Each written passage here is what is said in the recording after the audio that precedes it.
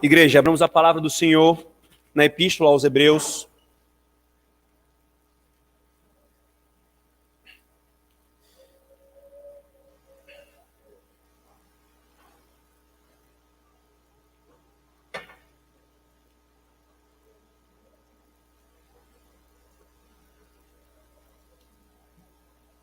Epístola aos Hebreus, irmãos. E agora, efetivamente, é a nossa última exposição na Epístola aos Hebreus dessa série expositiva. E é a última também, irmãos, digressão que nós faremos, pelo menos por hora, nessa epístola. E nós veremos o seguinte tópico, irmãos, o seguinte tema: a glória de nosso perfeito sumo sacerdote. Nós veremos aqui na Epístola aos Hebreus, irmãos, a epístola, a teologia bíblica do sacerdócio de Cristo na Epístola aos Hebreus. Por isso, filhos da aliança, a palavra que vocês vão contar dessa vez é sacerdote. Veja, apenas sacerdote, não é sacerdócio, é sacerdote, tá bom? Vamos orar pedindo a bênção do Senhor. Senhor Deus, obrigado, Senhor, por esse tempo que tivemos de caminhada nessa epístola, essa porção maravilhosa, como todas as outras porções da Tua palavra o são. Obrigado pelos ensinamentos preciosos que obtivemos nela, da parte do Senhor. E agora, Senhor, encerrando essa série expositiva, nós nos dedicaremos num tema tão maravilhoso para nós, Senhor, que é a glória do nosso sacerdote, que após a exposição, Senhor, nós amemos mais ao Senhor, nós desejemos mais a Ti, e tenhamos a Ti como a coisa mais preciosa da nossa vida, da nossa alma, aquilo pelo qual nós estamos dispostos a perder tudo nessa vida, bens, benefícios, prazeres, honrarias, para obtermos ao Senhor. Em nome de Jesus nós oramos. Amém. Queridos, como nós já vimos, o autor, ele querendo encorajar judeus a perseverarem na fé, judeus que haviam se convertido ao cristianismo e estavam sendo tentados a abandonarem a fé em Cristo e voltarem para o judaísmo, ele então os chama à perseverança. E ele faz isso, irmãos, expondo a glória e a superioridade de Cristo. E já que nós estamos na última exposição, eu não quero deixar de relembrar um ponto muito importante isso aqui, irmãos, que o autor dos Hebreus fez. Esses crentes, eles estavam desanimados, eles estavam sendo tentados a desistir e a não perseverar. O que foi que o autor dos Hebreus fez? O autor dos Hebreus pediu para que eles marcassem uma programação para agitar o coração deles? Não. O autor de Hebreus pediu para que eles ouvissem músicas tocadas em mi menor, para que eles tivessem um coração todo suavizado e tranquilizado, para mexer com as emoções deles? Não. O que o autor dos Hebreus fez, irmãos, foi expor para esses crentes a única coisa que pode encorajar o nosso coração, irmãos, é a glória e a obra de Cristo, irmãos. Se nós precisamos de encorajamento para perseverança, irmãos, não são em coisas externas que nós obteremos isso. Nós devemos levar para longe de nós, irmãos, todo e qualquer pensamento que pensa da seguinte forma: ah, se eu tivesse tal coisa, se ao menos eu tivesse um salário melhor, se ao menos eu tivesse uma casa melhor, se ao menos eu tivesse um marido ou uma esposa, se ao menos eu tivesse uma esposa melhor ou um marido melhor, isso me faria perseverar. Não é isso que nós precisamos, irmãos, para perseverar. O que o autor nos mostra, irmãos, que nós precisamos para perseverar é colocarmos diante dos nossos olhos e nos apropriarmos daquele que é o perfeito crente e o perfeito perseverante, Cristo. É disso que nós precisamos, irmãos. É ter a nossa vista limpada, para não olharmos de uma forma carnal para a vida, mas de uma forma espiritual, com os olhos da fé. E essa superioridade, irmãos, foi vista, a superioridade e a glória de Cristo foi vista na Epístola aos Hebreus, com uma série de comparações que o autor fez entre Cristo e ofícios e personagens no Antigo Testamento, irmãos, na Antiga Aliança. Todos eles apontavam para Cristo e, por isso, todos eles eram inferiores a Cristo. Eles, como os reis de Israel, apontavam para o grande e verdadeiro rei de Israel. Os profetas de Israel apontavam para o grande e verdadeiro profeta de Israel, do povo de Deus. E os sacerdotes de Israel apontavam para o grande e perfeito sacerdote, irmãos. Nesse sentido, queridos, em diversas ocasiões, ele recorreu ao ofício sacerdotal. Na verdade, irmãos, o ofício sacerdotal de Cristo é amplamente tratado na Epístola aos Hebreus. É a porção da Escritura que mais trata do seu ofício, daquilo que Cristo fez em favor do seu povo, irmãos. E durante toda a epístola, o autor ele explicou e relembrou aos seus leitores o que eram os sacerdotes, como eles oficiavam, quais eram as características deles e quais eram as leis que regulavam tudo isso. E ele apelou para tudo isso para mostrar, irmãos, então, como que Cristo é um perfeito sacerdote para o seu povo. Como eu falei, irmãos, a Epístola aos Hebreus ela fala extensivamente disso. E isso que nós estamos tratando aqui, irmãos, é chamado na doutrina de a doutrina dos ofícios de Cristo. O que é que são os ofícios de Cristo, irmãos? Os ofícios de Cristo são, ele é o rei do seu povo, ele é o profeta do seu povo, e ele é o sacerdote do seu povo. E percebam que essa é a estrutura que exatamente existia na igreja no Antigo Testamento. Reis, profetas e sacerdotes eram os oficiais da igreja naqueles dias. E isso apontava para esse Cristo. E por que nós temos essa doutrina, irmãos? Por que essa é a linguagem? Os ofícios de Cristo como mediador. Porque, irmãos, aquilo que Cristo fez como Messias, ele fez como ungido, separado para exercer uma função. Funções que supriam as necessidades que nós tínhamos. Quando nós nos rebelamos contra o Senhor, irmãos, nós desprezamos o seu reinado sobre nós. Cristo, então, é o rei que nos subjuga e governa-nos amorosamente. Quando nós fomos criados, irmãos, nós tínhamos a Deus como aquele que nos ensinava, como nosso profeta. Mas nós desprezamos a ele. Cristo, então, é o profeta de Deus, que ensina ao seu povo, suprindo a nossa necessidade. E nós, irmãos, éramos puros, éramos limpos. Mas quando nós caímos em pecado, nós passamos a ser corrompidos, sujos e vis. Então Deus providenciou um sacerdote que nos purifica. Cristo, irmãos, é o profeta, é o rei e é o sacerdote. É por isso, irmãos, talvez se você não soubesse disso, é por causa dessa doutrina dos ofícios de Cristo, que Cristo é chamado de Cristo. Ele é Jesus Cristo. Jesus significa o Salvador do povo de Deus e Cristo significa aquele que é ungido para uma função. Ele é o Salvador que foi ungido para exercer essas funções. É por isso que o nosso catecismo diz o seguinte, irmãos, na pergunta 42 do Catecismo Maior. Por que foi o nosso mediador chamado Cristo? Resposta, o nosso mediador foi chamado Cristo porque foi acima de toda a medida ungido com o Espírito Santo e assim separado e plenamente revestido com toda a autoridade e poder para exercer os ofícios de profeta, sacerdote e rei da sua igreja, tanto no estado de humilhação quanto no estado de exaltação. Por isso, irmãos, nessa última exposição de nossa série da Epístola aos Hebreus, nós fecharemos ela como nós começamos e como nós continuamos durante toda ela, olhando para a glória do nosso Senhor e Salvador, irmãos. E nós encararemos aqui, irmãos, e enfatizaremos com grande força a beleza e a glória desse que o Senhor nos providenciou para ser o nosso sumo sacerdote. E faremos isso, irmãos, usando o mesmo método que nós usamos das últimas duas vezes, uma teologia bíblica, indo porção por porção em Hebreus, vendo essas verdades que o Senhor nos fala. Por isso, primeiramente, irmãos, vejamos Hebreus capítulo 2, por favor. Hebreus capítulo 2. Nós leremos, irmãos, o versículo 5, o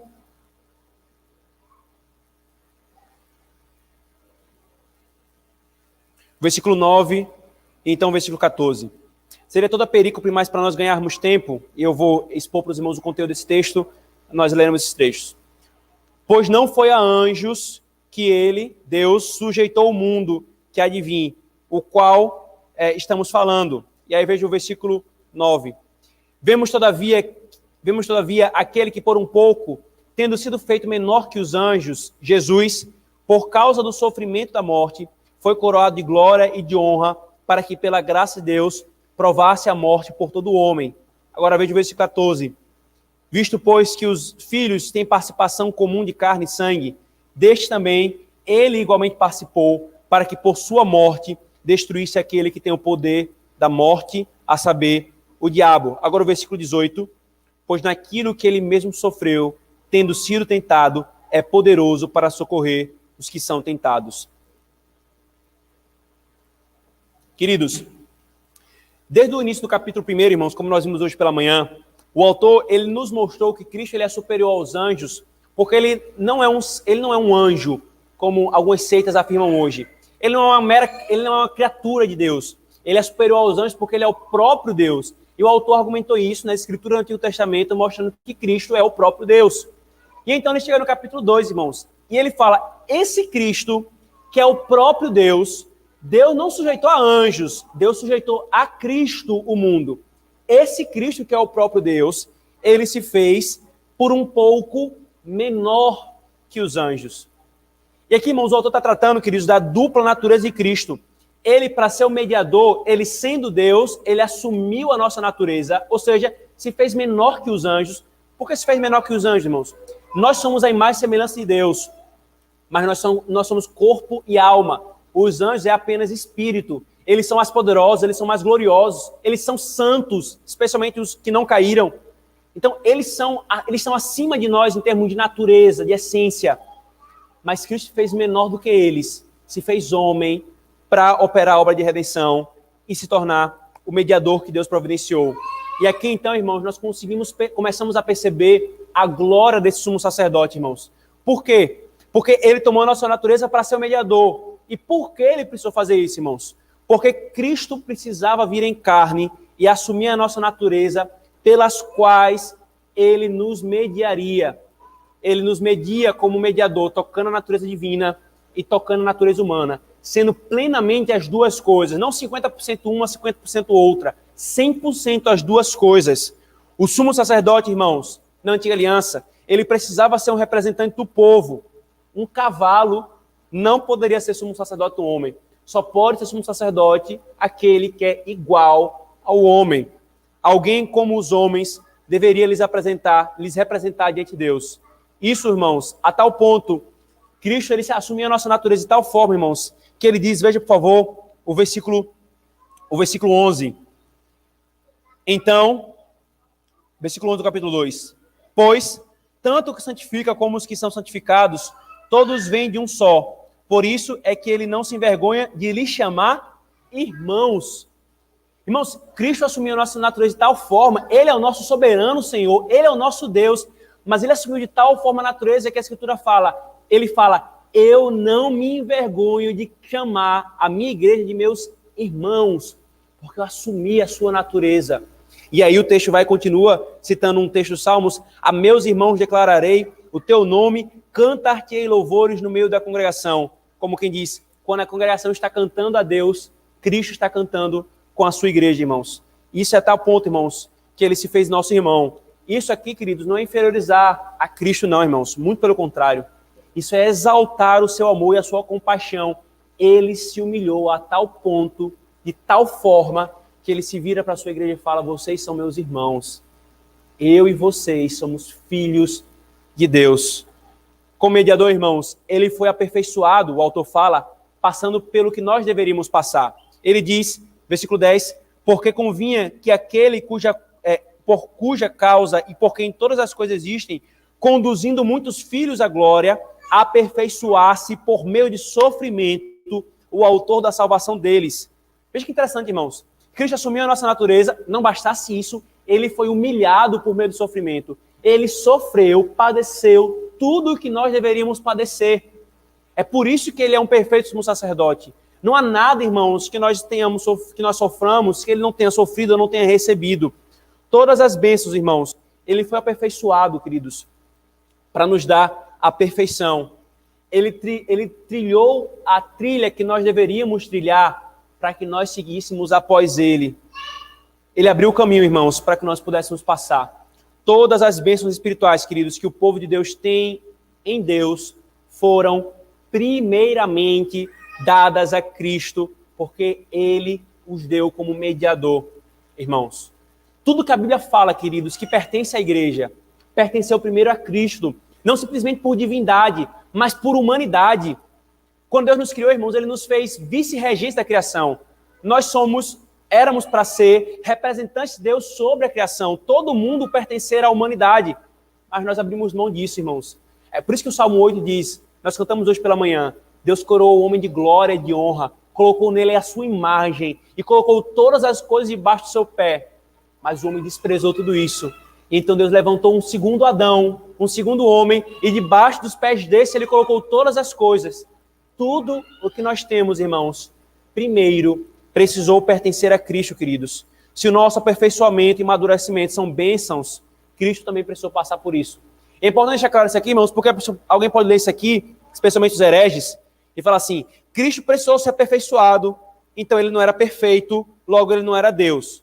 Isso é um raciocínio que o autor está querendo nos mostrar, irmãos. O tempo todo ele está enfatizando a glória desse sumo sacerdote como mediador. E se nós temos que ser amadurecidos hoje, se nós temos de ser aperfeiçoados hoje, Cristo ele foi, e é interessante que no capítulo 9 o autor fala isso, embora sendo filho, ele foi aperfeiçoado, ele aprendeu pelo que sofreu. Ele não precisava disso, mas ele fez por nós, irmãos. Foi aperfeiçoado para ser o nosso mediador. Não há graça ou fruto do Espírito Santo possuídos por seu povo que o Senhor Jesus não tenha possuído antes, e isso sem medida. E isso sem medida. Por isso, irmãos, que sua encarnação é chamada de humilhação. O Deus perfeito e completo se tornando homem para passar pelo desenvolvimento e o aperfeiçoamento a fim de salvar aqueles que eram imperfeitos. Como Mark Jones diz, se Jesus fosse só um homem, em todas as coisas, ele estaria a uma distância infinita de Deus, tanto quanto nós estamos. Dessa forma, se Jesus fosse apenas Deus, em todas as coisas, ele estaria a uma distância infinita de nós, como Deus hoje estaria se não fosse Cristo. Mas quando Deus uniu, irmãos, em uma só pessoa, a divindade e a humanidade, agora este é o elo perfeito que foi quebrado na criação. Agora, aqueles que são redimidos por Cristo têm perfeita comunhão com Ele. Sabe o que é isso, irmãos? Isso é glória do nosso sumo sacerdote. O autor está argumentando isso aqui, irmãos, para mostrar, ele pode sim representar vocês. Ele é perfeito sumo sacerdote. Vocês não precisam ficar procurando outros mediadores. Vocês não precisam confiar nos méritos de outro. Deus providenciou esse. Dessa forma. E então vem a sequência do texto, irmãos, que nós lemos. Versículo 14. Visto, pois, que os filhos têm participação comum da carne e sangue, destes também ele participou igualmente. Para quê? Aqui nós temos um dos propósitos da encarnação. Para que, por sua morte, destruísse aquele que tem poder da morte, a saber, o diabo. E agora o versículo 18. Pois naquilo que ele mesmo sofreu, tendo sido tentado, é poderoso para socorrer os que são tentados. Queridos, a consequência dessa natureza de Cristo é que ele passou por tudo o que nós passamos. Ele foi tentado, irmãos, em todas as coisas, porém a Escritura claramente fala, ele não pecou. E por que ele precisou ser tentado em todas as coisas, irmãos? Para nos socorrer em todas as tentações. Ele é um perfeito sumo sacerdote, irmãos, e mediador. Quando tentado, irmãos, ele se compadece de nós, pois ele sabe o que é ser tentado em todas as coisas. Ele foi tentado, mas não pecou. Passou por todo tipo de tentação e provação, mas não foi reprovado. Por isso, irmãos, o autor pode falar, ele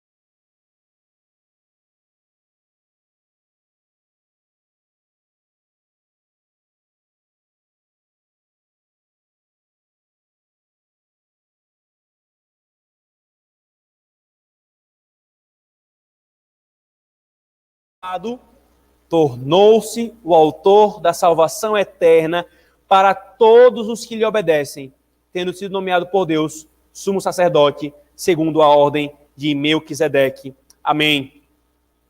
Irmãos, uma outra porção da Epístola aos Hebreus que nos mostra a glória desse sumo sacerdote. Esse sumo sacerdote, irmãos, o autor fala, ele pode ter compaixão do seu povo. O sumo sacerdote, irmãos, na antiga aliança, ele precisava compadecer-se do seu povo. O autor fala, na antiga aliança, o sumo sacerdote, ele compadecia-se do povo porque ele mesmo era fraco. Então ele tinha que se compadecer da ignorância do povo. Ele tinha que se compadecer dos pecadores. Ele tinha que oferecer sacrifícios pelo povo e por si mesmo, porque eles eram também fracos. E então, irmãos, o autor dos Hebreus nos mostra a perfeição do nosso sumo sacerdote. Ele diz, ele é perfeito e ele pode se compadecer do seu povo. Ele é perfeito e alguém pode pensar assim, mas Cristo é perfeito, ele não vai querer ter a minha presença como pecador. Cristo agora está exaltado. Quando ele estava na terra com os homens, eu até entendo ele ser compassivo, porque ele estava na fraqueza, ele estava humilhado. Mas agora que ele está em glória, ele vai se compadecer de mim. Ele é perfeito. Aí o outro está falando, sim, ele é perfeito, mas ele pode se compadecer do seu povo. Porque ele é sua natureza, ele experimentou o que nós experimentamos, ele não precisa oferecer sacrifícios por ele mesmo, mas ele pode compadecer-se do seu povo, irmãos. Quando o autor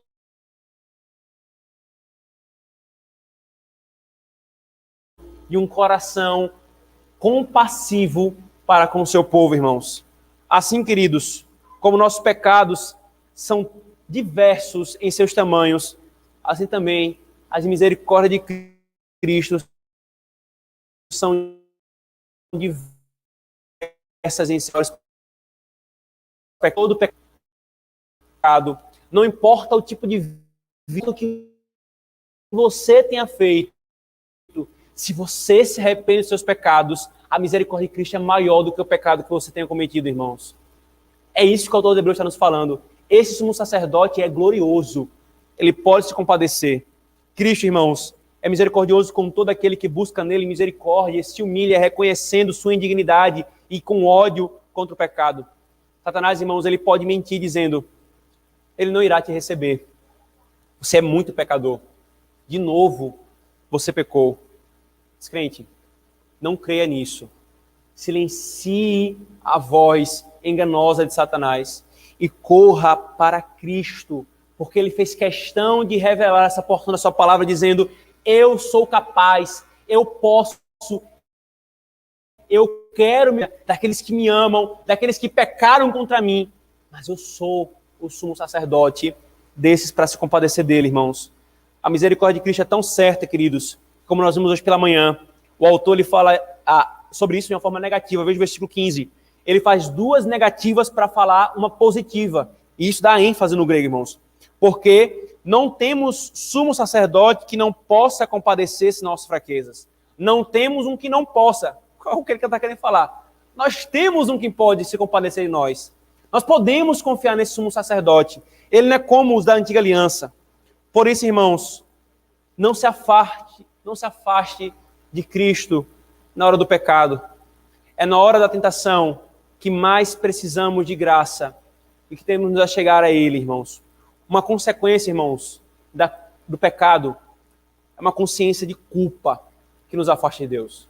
E aqui, irmãos, é negociável isso. A culpa e a consciência culpada, ela nos afasta de Deus. Não é à toa, irmãos, que uma consciência culpada, ela foge do culto.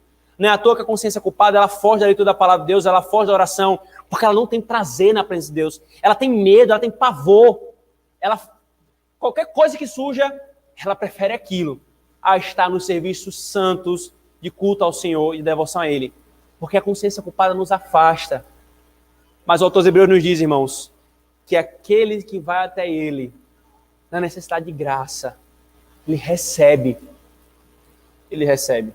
E depois ele fala no capítulo 9, esse sumo sacerdote também ofereceu um sacrifício que pode purificar a nossa consciência da culpa do pecado, para que nós servamos a Deus de uma forma agradável a Ele. Por isso, querido, quando a consciência culpada quiser nos afastar de Cristo, quanto mais nós nutrimos o pecado e isso acontecer em nosso coração, irmãos, não fujamos da presença dele. Sim, você é indigno. Mas quem disse que antes de você cometer aquele pecado você era digno? É aqui está o ponto, irmãos. Quando nós perdemos de vista a glória do nosso sumo sacerdote, nosso mediador, nós achamos que nós nos apresentamos diante dele com dignidade. Quando nós somos tentados e caímos no pecado, nós queremos fugir dele, ao invés de correr para esse sumo sacerdote, nós colocamos na nossa cabeça, não, eu não posso, porque agora eu sou indigno de estar na presença dele. Irmãos, isso é uma mentira. E isso revela no nosso coração duas coisas, irmãos. Como se em outros momentos nós fôssemos dignos por nós mesmos de estarmos na presença dele. E achar que, tendo pecado, essa é a segunda mentira, é achar que, tendo pecado, Deus não nos aceitará. E se eu for por meio de Cristo? Não, irmãos. Se eu for por meio de Cristo e eu reconhecer a minha indignidade, sempre que tentado, nós podemos correr ao trono da graça e obtermos graça e misericórdia. Pastor, para onde eu vou quando eu pecar contra o Senhor e eu estiver arrependido? Para o trono da graça. Pastor, para onde eu vou quando eu estiver sendo tentado e nem tiver força para me arrepender? Para o trono da graça. Irmãos, esse sumo sacerdote, ele pode se compadecer daqueles que procuram a ele em humilhação. O autor, irmão, nos ordena, aproximemo-nos confiadamente do trono da graça. Não é confiadamente, irmãos, em nossos méritos, é confiadamente naquele que é digno de estar na presença de Deus, irmãos. Agora veja o capítulo 7, por favor, irmãos. Capítulo 7, versículo 25 a 28, nós vimos esse texto hoje pela manhã, e eu falei que nós não íamos destrinchar ele, porque agora nós faríamos isso, relembrando alguns pontos importantes sobre o sacerdócio de Cristo. Hebreus 7, 25 a 28.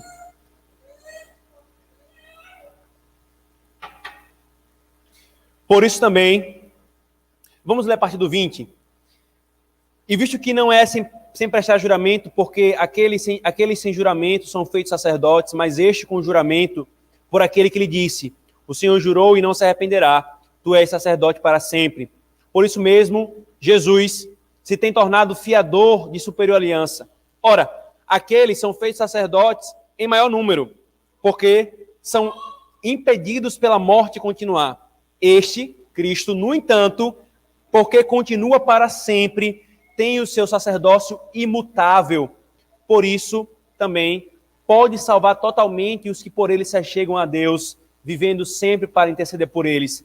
Com efeito, nos convinha um sumo sacerdote como este, santo, inculpável, sem mácula, separado dos pecadores e feito mais alto do que os céus, que não tem necessidade, como os sumos sacerdotes, de oferecer todos os dias sacrifícios, primeiro por seus próprios pecados, depois pelos do povo, porque fez isso uma vez por todas, quando a si mesmo se ofereceu. Porque a lei constitui sumos sacerdotes a homens sujeitos a fraquezas, mas a palavra do juramento, que foi superior à lei, constituiu o Filho perfeito para sempre. Amém. Irmãos, mais um aspecto da glória do nosso sumo sacerdote, irmãos. Ele, o autor fala, pode salvar aqueles que se achegam a ele, irmãos. Muitos se levantam como salvadores, irmãos. Muitos se declaram salvadores de si mesmos, mas o único que é dito que é capaz de salvar é Cristo. Nenhum outro homem pode, irmãos. O autor fala claramente, ele é capaz. E por quê? Por toda a glória que está descrita aqui no texto, irmãos. Primeiro, os sumos sacerdotes, eles eram impedidos de continuar o seu sacerdócio. Foi muitos sumos sacerdotes que exerceram o seu ofício, porque morria um, tinha que vir outro. Morria um, tinha que vir outro. Aí ele fala, mas Cristo não. Ele vive para sempre. O seu sacerdócio não pode ser encerrado. O seu sacerdócio não pode ser suplementado. Ele é perfeito, ele vive para sempre, irmãos. E vive para interceder em favor do seu povo.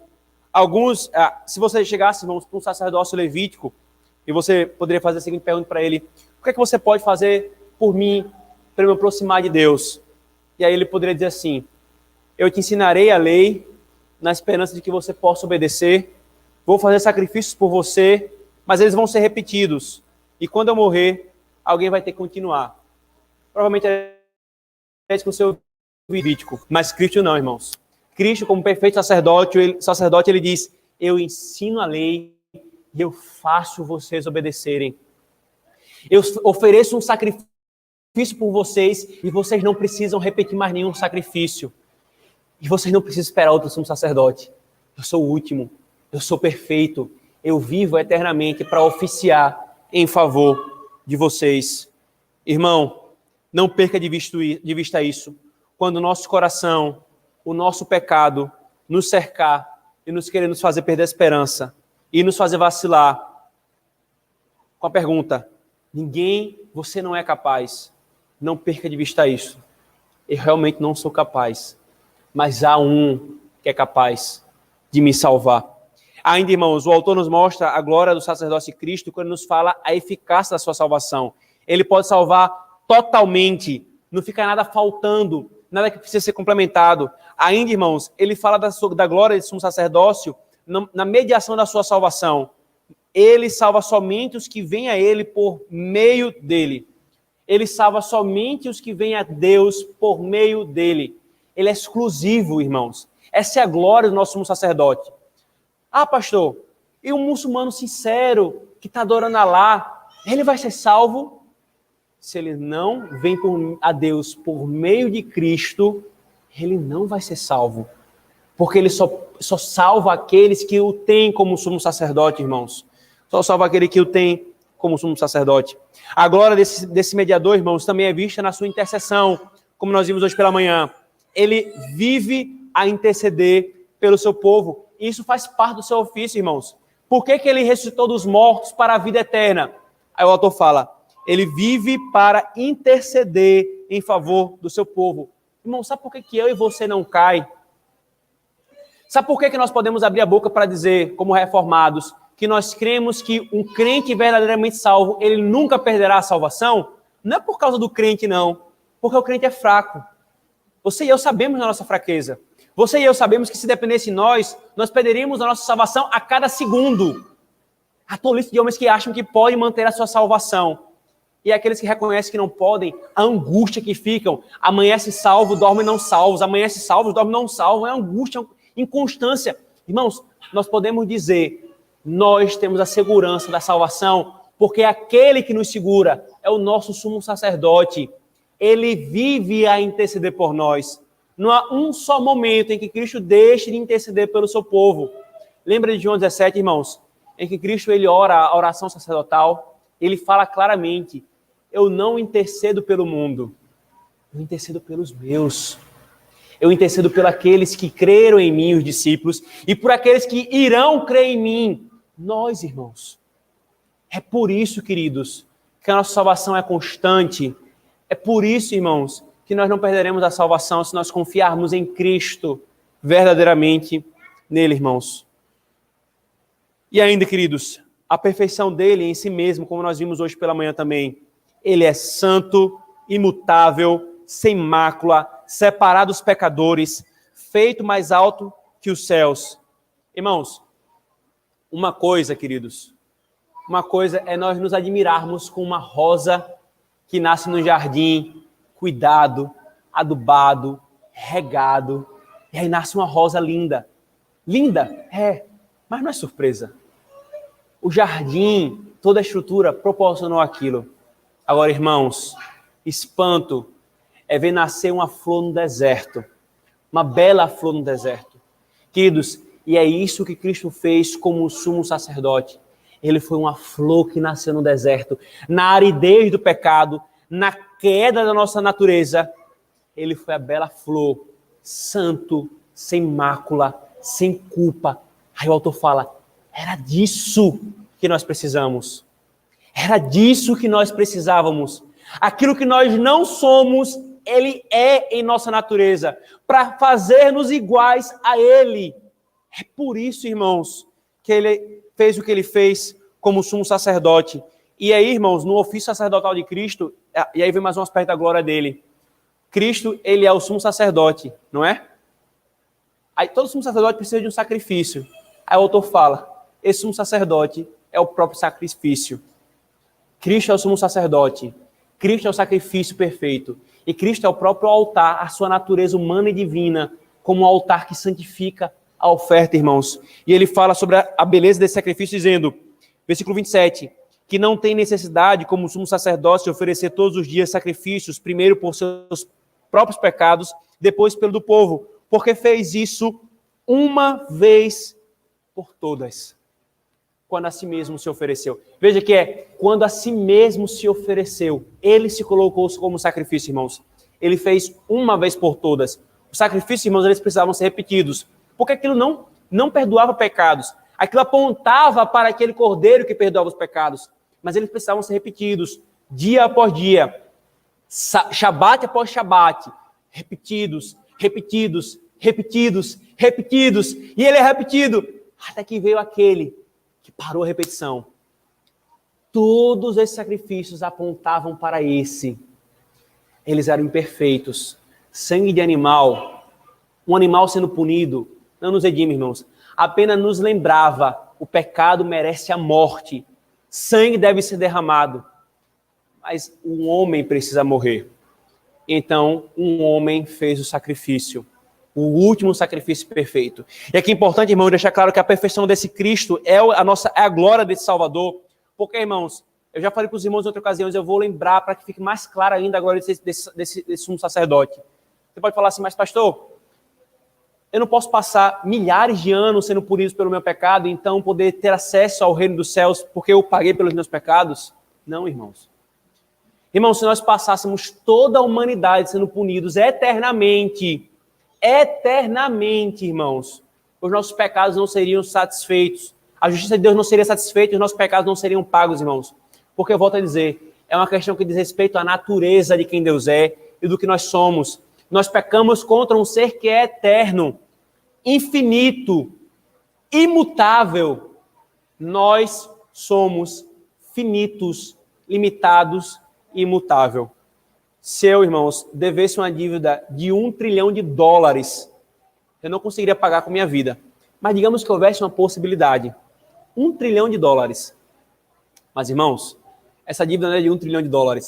Essa dívida é infinita. Por isso, irmãos, que nós não conseguiríamos pagar. Por isso que Cristo ele é glorioso como sumo sacerdote e sacrifício, porque ele é perfeito, santo, sem mácula, eterno em seu ser. A sua oferta pela natureza humana é santificada pela sua natureza divina e ela tem validade eterna. Todo aquele que contempla esse sumo sacerdote em seu ofício sacerdotal e em sua oferta, pode ter certeza, eu posso confiar nesse Salvador. Eu posso confiar nesse sumo sacerdote. E então, irmãos, uma outra porção, longa porção, seria o capítulo 9, versículo 11, até o versículo 28 do capítulo 10. Eu teria, irmãos, eu vou falar como o autor de Hebreus falou em diversos momentos da epístola. Falta-nos tempo para falar mais sobre a glória desse sumo sacerdote.